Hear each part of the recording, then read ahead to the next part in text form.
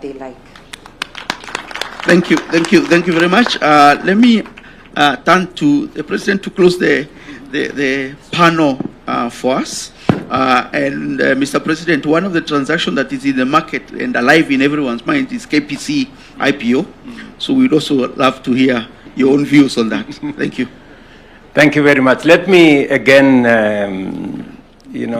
associate myself with the sentiments that have been expressed by Madam Waitito. Just look at it. The numbers she has just said. Out of 14,000 trades, 7,000, half of it is on a new platform that is 3 days old. You know? That tells you the amount of constraint there has been in terms of people accessing the capital markets. I will want to know what will happen in a month and 2 months. And especially when you open it up on Friday for people to use it to buy the Kenya Pipeline IPO. Speaking on the IPO, I want to encourage every Kenyan, this is an opportunity to own some really high value asset, built over many years, and we will give the first priority to the people of Kenya. It doesn't matter who else wants to buy, that's okay. But the first priority goes to the people of Kenya. And we will start from the bottom. The person who buys the least gets all their shares. And then we will go up, and then everybody else will get their piece.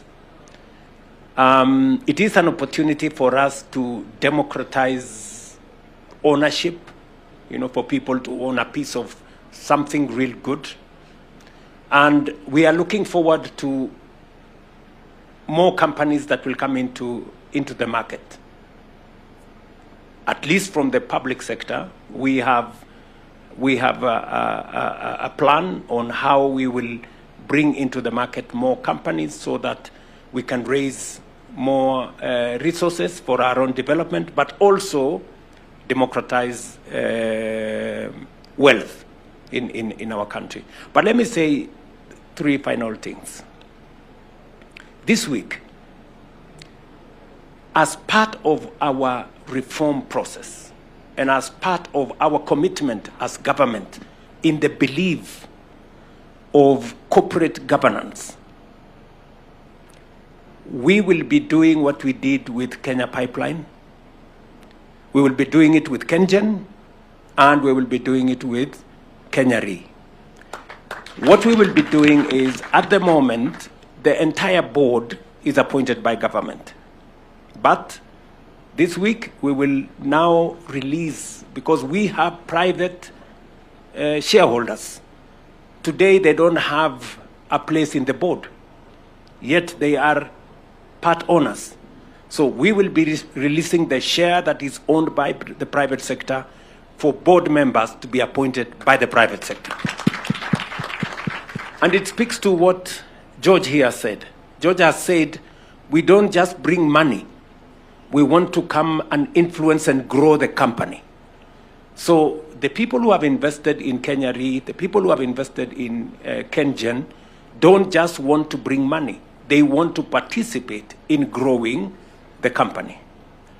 And the challenge we have had, and I have told my fellow politicians, is that the problem we have is we appoint our friends into these boards. We appoint somebody who did not make it in the elections. They become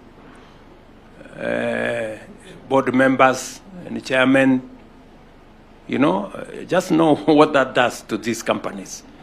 So we're changing that, and that is why I have given very firm guidance to Mbadi and his team that wherever we have private sector ownership, they should be represented in the boards to the extent of their ownership. That is number one, as part of our reform process. I did also undertake to the country that the National Infrastructure Fund, the Sovereign Wealth Fund will not be managed by politicians. They will not be managed by appointees. In fact, anybody who has been in the public sector, you must have a 5-year cool-off before you can be considered to run this, to be part of the board and of these institutions. Because again, we want to depoliticize, we want to re-risk these institutions so that they can serve the greater good of the public. This is not to say politicians are not good people, because we are politicians ourselves. But let me say 2 final things. Today, as we open the doors, I realized that there could still be barriers. And I want the capital markets, the Nairobi Securities Exchange, to work with the policymakers, the people at the Treasury, so that we can eliminate any barriers that may come in between the traders that are coming on board CD from doing the business they want to do, because brokers' fees must be negotiated downwards.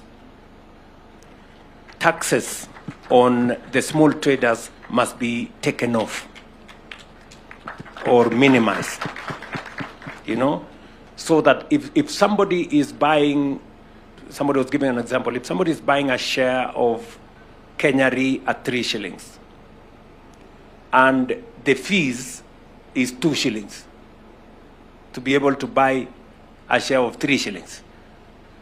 It doesn't make sense, you know. So the people here, you know, capital markets, Nairobi Securities Exchange, we want to change the regulations so that we can truly benefit the small traders. And you have seen they are coming in droves. Already in 3 days, they have 2% of the market value, you know, in 3 days. So they will take over this market in a very short while. So I think it is good for us to consider them and to work with them. And I want to underwrite and give you my undertaking that we will do what we must do from the policy side. You do your part. Thank you very much. Thank you, Your Excellency. Thank you, panelists. In the interest of time, I think we end there. Thank you for agreeing to be part of the panel, Your Excellency. Thank you, George.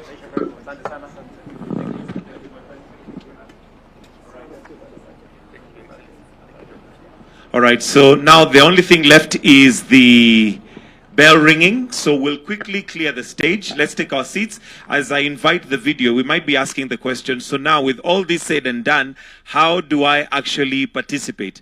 How do I get a piece of the pie? So let's have the video that shows us on the process before we go to the bell ringing.